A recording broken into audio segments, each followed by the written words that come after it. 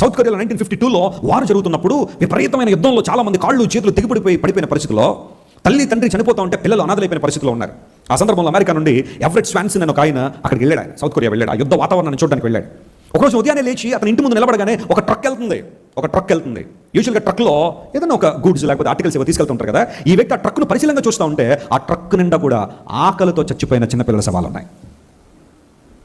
కుప్పలుగా ఆహారం లేక బక్క చిక్కిపోయి అస్థిపంజరాల్లో మారిపోయి ఆ అస్థిపంజరాలు చరం వంటిస్తే ఎలా ఉంటుందో అలాంటి చిన్న బిడ్డలు ఆ ట్రక్ నిండా తీసుకెళ్తున్నారు దహన సంస్కారాలు చేయడానికి లేదా పాతి పెట్టడానికి.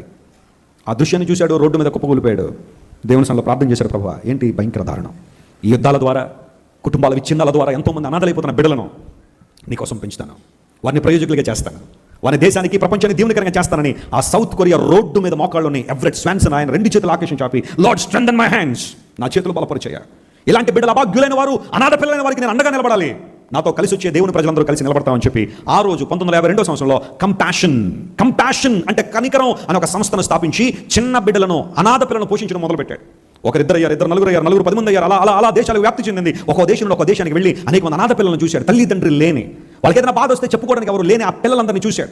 ఆకలి అవుతుంటే అన్నం ఎవరు పెడతారో తెలియదు, వాళ్ళకి బట్టలు లేకపోతే ఎవరు బట్టలు ఇస్తారో తెలియదు, ఉండడానికి ఎక్కడ ఉండాలో తెలియదు. ఈ రోజు ఒక చోట ఉంటే రేపు మరొక చోట ఎక్కడెక్కడ ఉండి వారి ఎమోషన్స్ని పంచుకోవడానికి ఎవరు లేక, వారి ఫీలింగ్స్ని షేర్ చేసుకుని ఎవరు లేక చిదిమిపోతున్న ఆ చిన్న బిడ్డల్ని చేరదీశాడు, గుండెలు హత్తుకున్నాడు. మీరు ఎవరు లేని బాధపడకుండా నేను ఉన్నాను, నా దేవుని ప్రేమ నన్ను బలవంతం చేస్తుంది, మీకు మేలు చేయాలని చెప్పి వాళ్ళందరినీ దగ్గరికి చేర్చాడు. అలా ఒక్కొక్కరిని దేవుని కోసం పెంచడం ప్రారంభించాడు. ఉన్నతమైన ఆశీర్వాదాలతో నింపబడ్డాడు.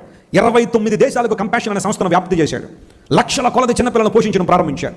మన భారతదేశంలో కూడా అడుగుపెట్టి 150,000 మంది అనాథ పిల్లలను పోషించడం మొదలుపెట్టాడు. దేవుని నామమున స్తోత్రం కలుగును గాక. 150,000 ఆర్ఫన్స్ మన దేశంలో కేర్ తీసుకోబడ్డారు. ఆ పిల్లలను చాలా మందిని అద్భుతంగా చదివించాడు. కంపాషన్ సంస్థలో పెరిగిన చాలా మంది చిన్నపిల్లలు ఈరోజు ప్రపంచంలో ఉన్నతమైన స్థితిలో ఉన్నారు. సీఈఓలుగా ఉన్నారు, కంపెనీలు నడిపిస్తూ ఉన్నారు, ఉన్నతమైన డాక్టర్లుగా, ఇంజనీర్లుగా చాలా మంది మారారు. వారందరికీ అతను చెప్పిన మాట ఒకటే, ఎప్పుడో ఒకనాడు మీరు అనాథలుగా ఉన్నప్పుడు మిమ్మల్ని చేరదీశాను, మీకు మేలు చేశాను, మీరు తిరిగి నాకు మేలు చేయాలని అనుకోవట్లేదు, కానీ మీరు ఎవరికైనా మేలు చేసేవారిగా ఉండండి. మీలాంటి స్థాయిలో ఉన్న వాళ్ళు ఎవరికైనా సహాయం చేయండి. అనాథ బిడ్డలను ఎవరైనా తెలిస్తే వారి స్థాయి ఏంటో, వారి పరిస్థితి ఏంటో, వారి కులం ఏంటో, వారి మతం ఏంటో కూడా మీరు అడగాల్సిన అవసరం లేదు. Stretch your helping hand towards them.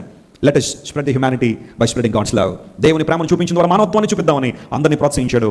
దేవుని ప్రజలారా, దేవుని మహిమ కొరకు చెబుతున్నాను, ఈ రోజుకి 2024 జూన్ 2వ తారీఖు కంపాషన్ సంస్థ ద్వారా ఈ భూమి మీద 22 లక్షల మంది పిల్లలు పోషించబడుతున్నారు. దేవుని నామమున స్తోత్రం కలుగును గాక. It's not a joke. ఒకసారి ఆయన ఫోటో ఏంటి ఎవరెట్ స్వాన్సన్ గురించి. 22 లక్షల మంది చిన్న పిల్లలను పోషిస్తున్న ఆ సంస్థ ప్రపంచవ్యాప్తంగా అనేక మందికి చక్కని కృపనిచ్చింది. ఇంతకన్నా ఉన్నతమైన స్థానం ఏంటి చెప్పండి. 5,000 కోట్లు పెట్టి ఇల్లు కట్టుకున్నాము, లేకపోతే 10,000 కోట్లు పెట్టి అది చేశాము, 20,000 కోట్లు పెట్టి ఇది చేశాము అన్నది గొప్ప, లేకపోతే 22 లక్షల మంది చిన్నపిల్లలను పోషిస్తున్న దైవజనుడు యేసు ప్రభు అంటే ఎవరనుకున్నారు? ఆయన ప్రేమతత్వం ఎంత బలమైందో తెలుసా? ఒక్క వ్యక్తి దేవుని కొరకు నిర్ణయించుకుంటే, కమిట్మెంట్ చేసుకుంటే ప్రపంచంలో ఎంత అద్భుతం చేస్తూ ఉంటే, అందరూ కలిస్తే, దేవుని ప్రజలు అందరూ కలిస్తే. కానీ ఒక చిన్న విచారకరమైన విషయం కూడా ఇక్కడ నేను చెప్పాలి. 150,000 మంది చిన్నపిల్లలను పోషిస్తున్న కంపాషన్ అనే సంస్థను మన భారతదేశంలో బ్యాన్ చేశారు. మీరు మా దేశంలో ఉండడానికి వీల్లేదు. మా అనాథ పిల్లల్ని అలాగే ఉండనివ్వండి, వీలైతే మేము పోషించుకుంటాం, లేకపోతే రోడ్ల మీద ఉంటారు. మీరు ఎవరు వచ్చి ఇక్కడ చెప్పడానికి 150,000 మంది చిన్నపిల్లల భవిష్యత్తును రోడ్డు మీద నెట్టేశారు. కారణాలు ఇంకా ఎక్కువ నేను చెప్పాలని ఉద్దేశం, కొంతమంది బాధపడతారు.